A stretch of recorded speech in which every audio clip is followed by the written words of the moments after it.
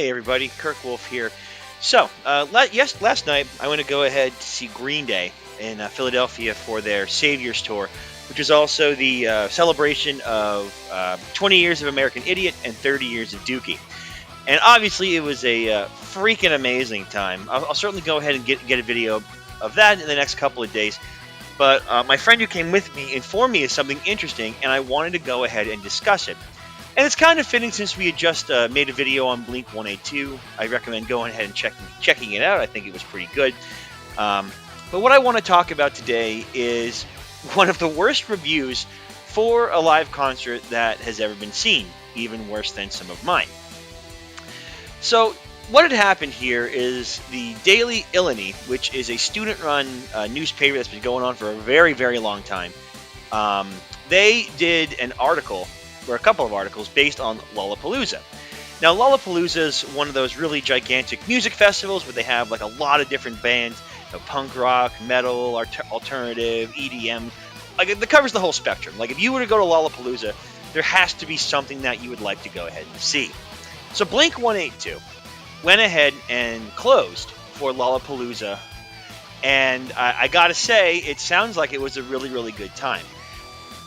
But the person who went, the student that did this review, had a horrible time, and I would like to go ahead and read this review to you and just kind of discuss it and talk about some key points that I think that this person could learn from, as well as just kind of speaking my mind about it here. So let's get into it.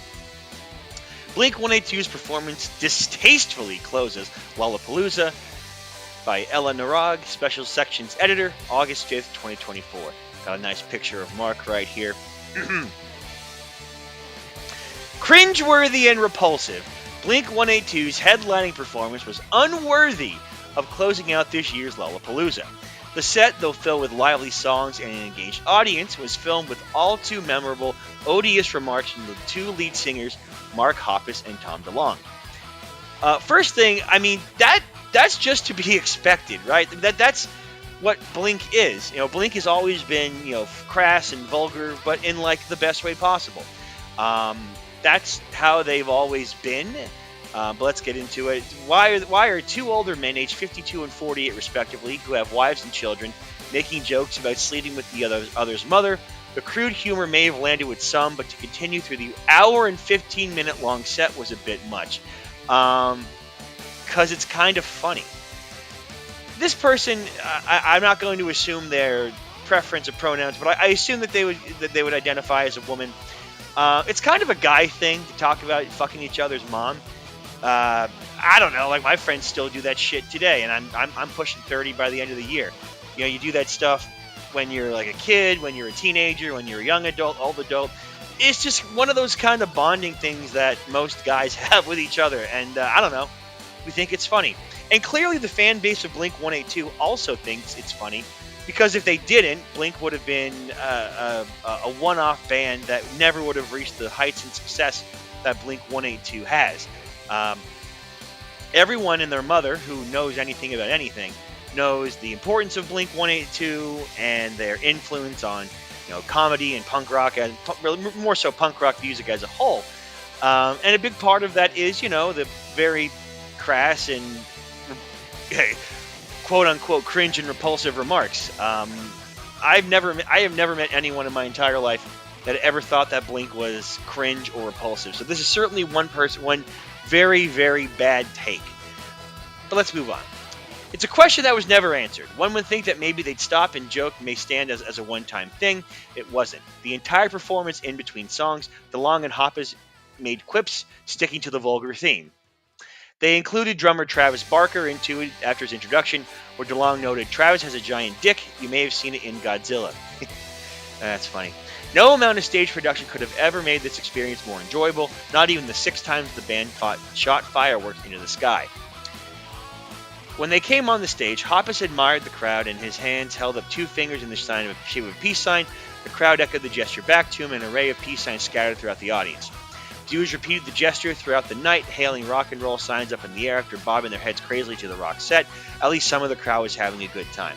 I want to bet that the only person in this audience that was having a bad time was this reviewer. One thing I kind of want to point out that when you review stuff, and I've been making YouTube videos for a very long time, going to live concerts and all that, you have to do your research beforehand, especially for the big bands. So, like, if you are not familiar with the band and you know that a particular group is headlining, if you plan to stay towards that group, you probably want to go ahead and do your research. Like, what is the band like? What are their hit songs? What do they sound? What do they sound? What do they sound like? What do they act like? That would be like me going to, like, I don't know, like a Metallica concert and like being in the snake pit, like, and not expecting to be getting involved in moshing somehow. To anybody who's even a moderate fan of Blink, like, you know how they are. I mean, for fuck's sake, they have a song called "Family Reunion" where the lyrics of the song are literally piss, shit, fuck, cunt, cocksucker, motherfucker, tits, fart, turd, and twat, and that of course ends with "I fucked your mom." That's just the kind of music that they make, and it's the kind of comedy that they have. And I think for the most part, pretty much any good fan of Blink would find that endearing. Clearly, this reviewer is not a fan of Blink. They never listened to the band before, and they did a very poor job at doing research beforehand. Viewers, Blink-182 performed songs Up All Night, Aliens Exist, More Than You Know, and a number of crowd members visibly and audibly welcomed this, dancing and singing along, of course. More songs, including I Miss You and Down, were also fan favorites, and onlookers could tell the part of the crowd was having a good time, despite the commentary. I really think that this is a very crappy thing to do, saying part of the crowd was having a good time. What I gather from this review is that, the only person that wasn't having a good time is the reviewer. I think it kind of ruins the integrity to say part of the crowd when it's really just you. This is why I started taking video clips and putting them into my review videos, so that if I see something, see people not having a good time, I can get video recording to kind of back up my claims as I go ahead and make them in the videos. Again, not telling this person how to do their job, because it was just an article, not a video. But I think that they're purposely trying to manipulate, saying, "Oh, well, part of the crowd was not enjoying the show," when again, I think it was just this person. That was my favorite part. Some people welcome the excessive amount of off-putting humor, while Hoppus remarked, "I like that they made a statue of your mom's clitoris here in Chicago. It's called the Bean in its actual size." The crowd laughed. Some even applauded. If they had made that joke when I saw them a couple weeks ago, we would have roared. I mean, that's just it's just funny. I'm sorry that this person is so sensitive that they can't take a goofy joke like this, and they find it so vulgar and repulsive. But I mean, I don't know. I think that's just really, really, really funny. The Bean comment was an intro to "I Miss You," and a song the audience sang along to well. Moments in time passed where the band gave up singing and pointed the microphone towards the audience to get singing words back, but did not erase the immature jokes. "Mark, you want to know what I envisioned?" DeLong started. He went on to give a graphical depiction of getting touched between the legs and his vision of what the crowd, a group of perverts, would do after watching bad sets. Oh, that's funny. The arguable, unnecessary comment was said in response to DeLong and Hoppus surveying the crowd and determining it must have a high number of positive UTI and STDs. And on the duo repeated marks like this. Unfortunately, their songs, lyrics, and stage presence were not enough to make it for the excessively crude commentary. May it be an acquired taste, but at the level which they kept going, surely was inappropriate enough to easily determine they should not have closed the T-Mobile stage on the final day of the festival. I disagree. Blink-182 is one of those prolific bands that even if you don't like them, everybody knows their hits, like All the Small Things. Like, everybody knows that song from every high school and middle school dance. They always play that one at the end along with Green Day's Good Riddance. So, Blink is certainly one of those bands that does deserve to close out whatever the hell kind of festival they want. Again, this person clearly is not a very good journalist if they go ahead and they don't come in with this expectation. If they are surprised that the band is making these kind of comments, they did bad research. I will say, in their defense, maybe they are a kind of person that does not find that kind of comedy funny. They don't like those kinds of jokes. And to that, I am sorry that they didn't enjoy Blink-182 like I would have, or that I do. Or many, many other people that were at Lollapalooza obviously enjoyed it. It's a shame that this person took it all so seriously and that Blink ruined the experience for them. I think that's really a shame. And again, it just comes down to not being prepared and not coming down to it just comes down to bad journalism. One thing, I'm not going to show this person's face. I mean, we already see their name that's listed, but I don't want to show their face. Again, this person is a college student. They're still within the protected realm of college. They're probably in some sort of echo chamber that people are sharing their views back at them. So I don't think they have the capacity quite yet to do a lot of critical thinking. And they certainly don't have enough world experience to kind of brush off this kind of thing. They're very young. They're clearly very, very immature. And they just haven't had the world experience where they can kind of laugh this goofy stuff off. And again, not entirely their fault. When I was a dumbass college kid, stuff like that probably would have gotten to me. Well, maybe it's not. There might have been something that would have irritated me that wouldn't irritate me now. Their major's kind of weird to me. It says Integrative Biology Honors and Global Studies. Whatever that means. I hope that's not a fakey made up major, but whatever. If I could give Ella some advice from someone who's been reviewing live concerts for a very, very long time, you have to do better research. Don't take things like that so seriously.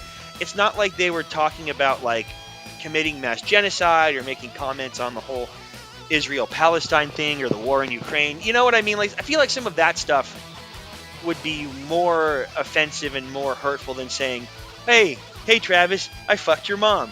It's just that I think it's that goofy kind of humor that we need to kind of keep us going in these trying times that we live in. I certainly don't want anyone to go ahead and bully this person. I don't want Ella to get hate mail. I don't want people to, attack her or anything like that. Again, the way that I see it, this is a very immature person that did not do proper research, going to go ahead and see a band that, generally speaking, is loved by millions and millions and millions and millions of people. Otherwise, why would they have been asked to be the headliner? One other point that I thought was really funny, it was the response that Mark and Tom had. They're just like, ha ha ha, I love this. Even their wives commented on their Twitter post saying, ha ha, this is great, this is so funny. And it is, it's goofy. I hope that the writer here can kind of learn from this experience, learn from the bad take that they had, and become better because of it. Writing and reviewing is a craft. Personally, like I'm not super great at it myself. I mean, I still haven't broken 1,000 subscribers after doing this for a long time. But I don't think that's necessarily a bad thing. When it comes to reviewing and critiquing stuff, you kind of have to be fair. Do your research beforehand and just stick to things that you like. If you know that you're going to have a bad time at a concert, why would you force yourself to go? If you don't like a particular group or a particular type of music and you force yourself to go, well, you're not going to have a good time and your review is going to be tainted. Now, granted, I typically go to stuff that I like, so, can my reviews be tainted by, like, nostalgia or just a predetermined love of the group? Yeah, absolutely. Absolutely that can go ahead and that can happen. But as a critic, as a writer, you are going to have those natural biases towards the things that you like and the things that you don't like. Like I said, this is a really good learning experience for her. And again, I wish her nothing but the best, genuinely. Again, I am sorry that you had a bad time with Blink. I hope that you can learn and grow and mature.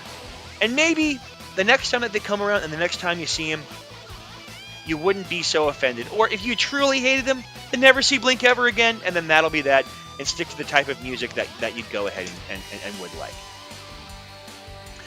But that's pretty much it for this video. Like I said, I just wanted to go ahead and talk about this because I think it's funny, and the response, the backlash, and all that good stuff. I will be having my Green Day video coming out probably within the next couple of days. I need some time to pull my footage together and have my voice recover because, oh man, I was screaming and yelling. It was so much fun. Going and seeing Dookie and American Idiot live front to back is just such an amazing amazing experience. But I want to do the video justice, and I want to do a good job, so I will be coming out with that later. For those that stuck around, hey, thank you guys so much for watching. If you like my kind of content and you like to see more, don't be afraid to go ahead, like, subscribe, comment.